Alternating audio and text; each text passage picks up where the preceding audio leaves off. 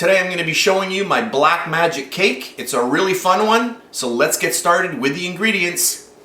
1 cup of buttermilk, 1 cup of freshly brewed coffee, which I have cooled to room temperature, 2 cups of granulated sugar, 1/2 cup of vegetable oil, 1 cup of cocoa powder, and I am using Dutch processed cocoa powder in my recipe today. 1½ cups of all-purpose flour, 3 eggs, 1/2 teaspoon of salt, 2 teaspoons of baking soda, and our last ingredient, 1 teaspoon of baking powder. So those are the ingredients, so let's get started. For our first step, I'm going to get all of my granulated sugar into a large bowl. To that, I'm going to add in my oil. Get all of that in there. And then I'm going to grab my hand mixer, and I just want to start incorporating these 2 first ingredients. Now if you don't want to use oil, you can use butter. And make sure that your butter is softened and it'll cream really well. Just going to increase my mixer a little bit. And then we'll start adding in our eggs. Just one at a time. You can see right away with the addition of that first egg how it starts creaming. Get them all in.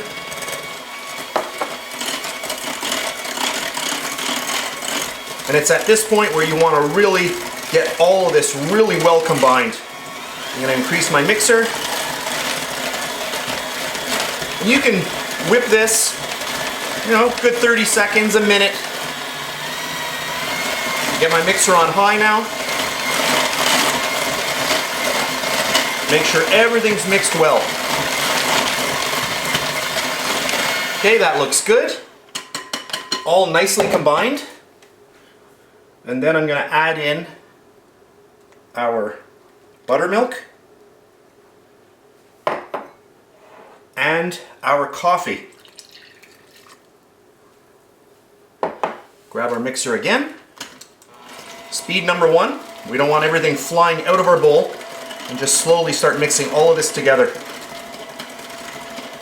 Now if you don't want to use the coffee, you still want to use the same amount of liquid.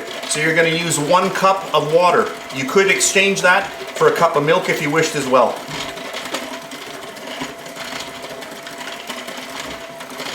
You just want to make sure that everything's mixed before we start sifting in our dry ingredients.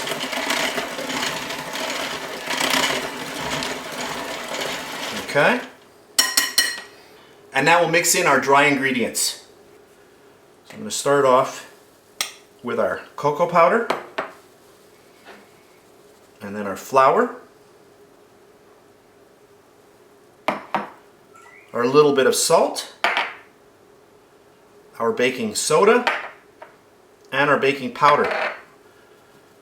And the baking soda is going to activate with the buttermilk that's in this recipe. I'm going to get all of this in here.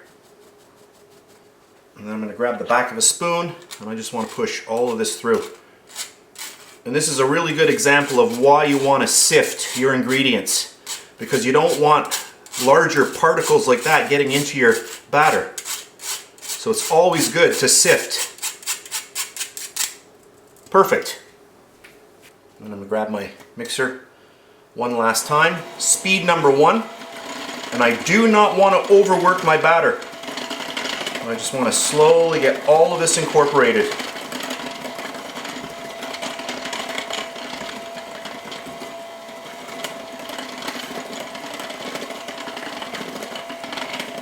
So I just have this on speed number 1, the slowest speed,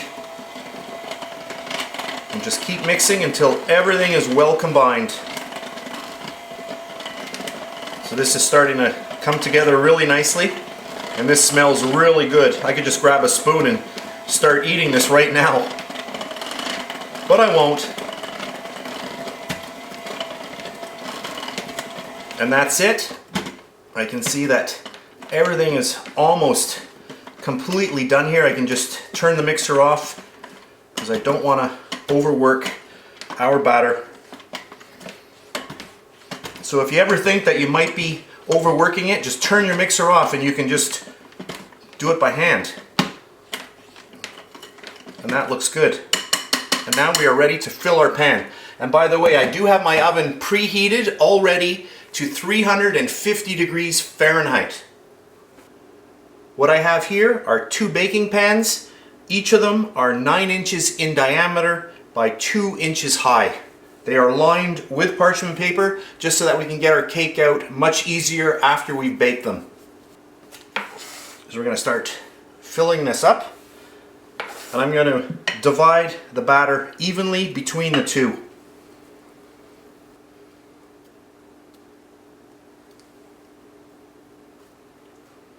And make sure that you do use a spatula. You want to make sure that you get all of your cake batter right out of your bowl. You don't want to waste any of this. And this smells amazing. I wish you could be here. It smells really, really good. And there we go. So at this point, I'm going to pop these into my oven, 350 degrees Fahrenheit. I'm going to bake them about 25 minutes. So here's our first one. I'll get my other one, and these have been out for about 3 minutes or so, but they're still extremely hot.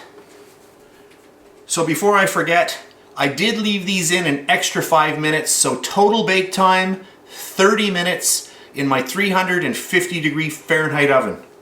And just to go over the pan dimensions again, these are 9 inches in diameter by 2 inches high, and these are exactly the same pans, and they are made by Wilton.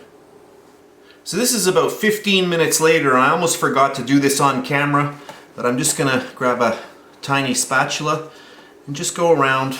I just want to break these from the tin, and I want to get these out before they completely cool down, because I don't want a lot of condensation building up on the cakes. So we do want to get them out before they cool down. So that's good. Just going to grab a little cooling rack, and then you just want to flip it upside down, give it a little shake, and look at that. Perfect.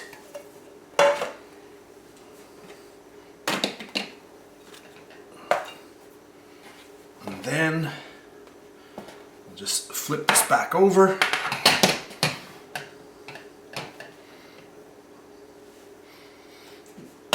Same thing for this one. Just give it a flip. And there we have it. And I can just get my hand right on it, flip it up, and then just gently remove it. And there we have our cakes. And oh, these are really, really nice. So at this point now, we're going to let these completely cool, and then I'm going to come back. So now that my cakes have cooled, I want to do a little decorating, and you can see the parchment paper here. I'm just going to just gently peel that right off. Perfect. And then you got our cake on here. That looks good. So what I'm going to frost the inside of my cake with is right here. Let me just move this. This here is a whipped chocolate ganache. There is 1 cup of dark chocolate, a 1/4 cup of granulated sugar, and there's also 1 cup of whipping cream, 35% cream. I did do a video a little while ago. I will put a link to it underneath this video, or up on the right hand corner of your screen. There should be a little eye with a circle. Click on it and you can go right to this video, and you'll see me making this exact whipped chocolate ganache.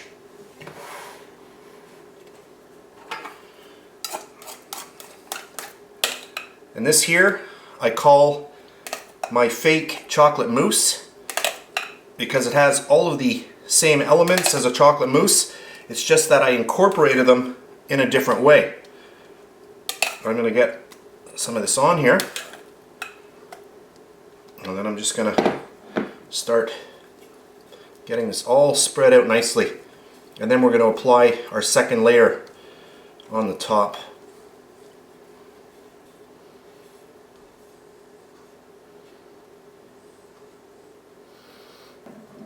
I'm going to use every last bit of this for the inside.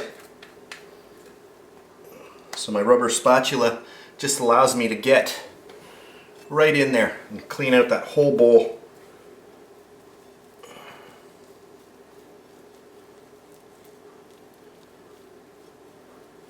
And that looks good. And then I'm going to grab the top layer upside down. I'm going to remove my paper, and then I want to get that right on there. Center it nicely, and that looks good. Just give it a little push. Now what we want to do is we want to fill in all of the sides so that we have a nice clean edge all the way around, because I am going to be pouring a nice dark chocolate ganache over this whole cake later on. So that looks good. And then I just want to go around and clean up all of these edges. I'm going to switch over to a smaller spatula just so I have a little bit more control.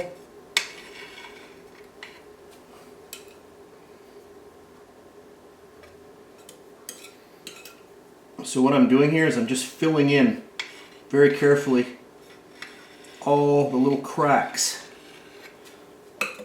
with a little bit of my leftover icing, this whipped chocolate ganache.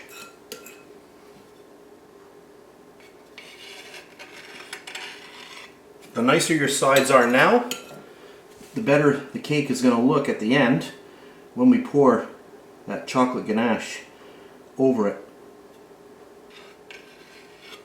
And I think that looks pretty good. So I've used up all of my whipped chocolate ganache. I'll just give that a little spin. And that now is ready for our final pouring of another recipe, just a regular dark chocolate ganache right over the top. And that's what we're going to do next.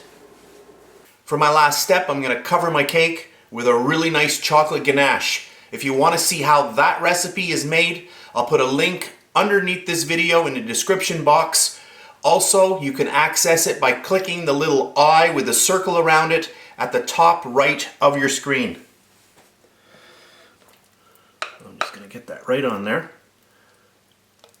And I do have parchment paper underneath just to catch all of the drippings.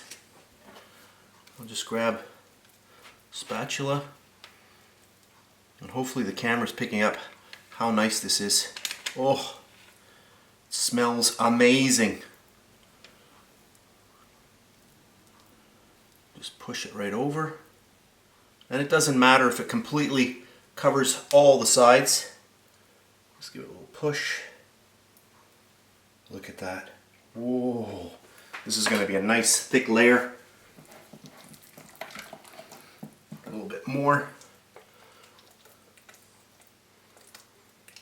And I'm not worried how much I put on, because I can just pick it up from the paper after we've finished. And then you can just put it back in your container and reuse it. Just push it all around. Okay, I'm just going to turn it. I'm just going to turn this around and do this side.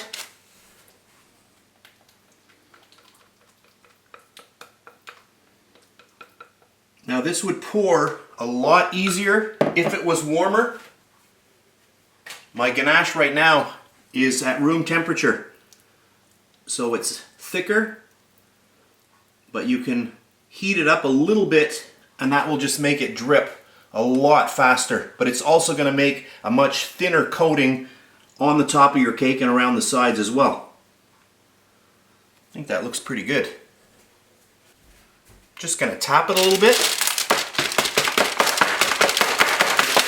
There we go, perfect.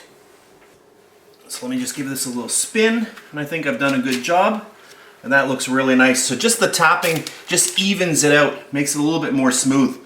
And that right now is ready just to let that set. You can pop that into your fridge and let it chill down. That's what I'm gonna do, because this is gonna take a long time if I don't. and I do want to show you a slice from this cake. This is an amazing cake. This is going to be a cake that you're really going to want to try. Very, very rich and moist. Just amazing. That's all I can say about it. So at this point, I'm going to pop this into my fridge, let it chill down, and then later on I'm going to come back and we're going to take a slice. So this is a few hours later. I did put my cake in the fridge for about a half an hour just so that the chocolate ganache on the top set up. But now we're ready to cut into our really nice cake.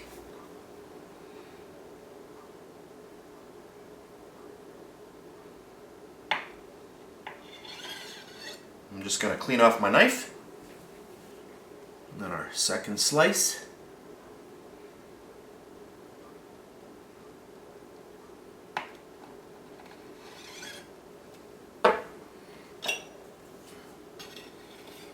And let's see how we did.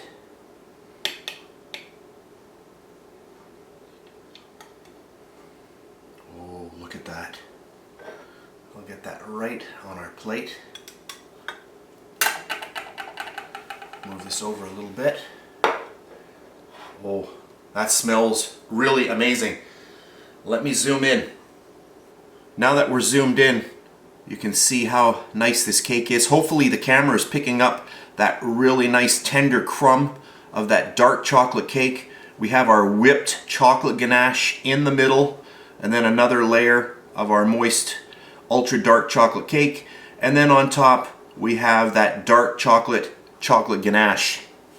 Before I forget to say so, I will be posting a lot more pictures of this cake on my Facebook page, which is facebook.com/BakeLikeAPro, and also many more pictures over on my Pinterest page, pinterest.com/BakeLikeAPro. So you'll be able to see this cake much closer up. I'm also going to take a picture of the actual cake itself with a couple more slices taken out of it so that you can see a lot better inside the cake. Let me just turn this a little bit just to show you this a little better. This is a super, super moist cake. And of course the last thing to do, I'm going to try a little piece. Oh my.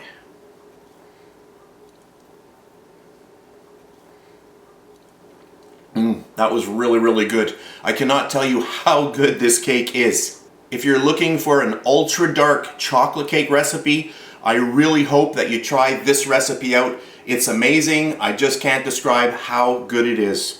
So that's it for today's really fun video. I hope you enjoyed it. If you did, please give me a thumbs up, subscribe if you wish. You can see more pictures over on my Facebook page or my Pinterest. That's it for today, and I'll see you next time.